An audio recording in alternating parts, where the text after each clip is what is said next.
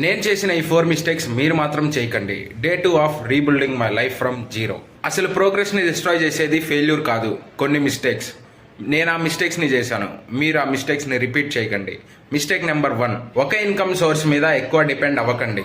ఎందుకంటే నీకు జాబ్ ఉంది కాబట్టి సేఫ్ అని అనుకుంటావు, కానీ ఒకరోజు ఆ ఇన్కమ్ ఆగిపోతే నీ కాన్ఫిడెన్స్ కూడా ఆగిపోతుంది.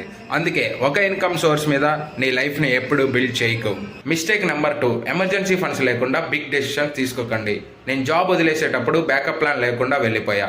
ఆ డెసిషన్ తర్వాతే నాకు రియాలిటీ ఏంటో అర్థమైంది. మీరు ఒకవేళ జాబ్ రిజైన్ చేయాలనుకుంటే మినిమం కొన్ని మంత్స్ ఎక్స్పెన్సెస్ సేవ్ చేసుకొని పెట్టుకోండి. మిస్టేక్ నెంబర్ 3, స్ట్రెస్ని ఇగ్నోర్ చేయకండి. నేను మనీ చూసుకోగలను, నేను స్ట్రెస్ని హ్యాండిల్ చేయగలను అని అనుకుంటే అది మీ పొరపాటే. ఎందుకంటే ప్రాబ్లమ్స్ అన్నీ ఒకేసారి వచ్చినప్పుడు మన మైండ్ పని చేయడం ఆగిపోతుంది. అప్పుడు మీరు స్ట్రెస్ని ఇగ్నోర్ చేస్తే అది మిమ్మల్ని లోపల నుంచి డిస్ట్రాయ్ చేస్తుంది. మిస్టేక్ నెంబర్ 4, ఫాస్ట్గా సక్సెస్ రావాలని షార్ట్ కట్స్ని వెతక్కండి. నేను కూడా అదే చేశా, అక్కడే మోసపోయా.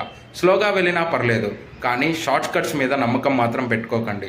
కొన్ని మిస్టేక్స్ మనీని తీసుకుంటాయి, కొన్ని మిస్టేక్స్ టైంని తీసుకుంటాయి, కానీ కొన్ని మిస్టేక్స్ మీ లైఫ్ డైరెక్షన్నే మార్చేస్తాయి.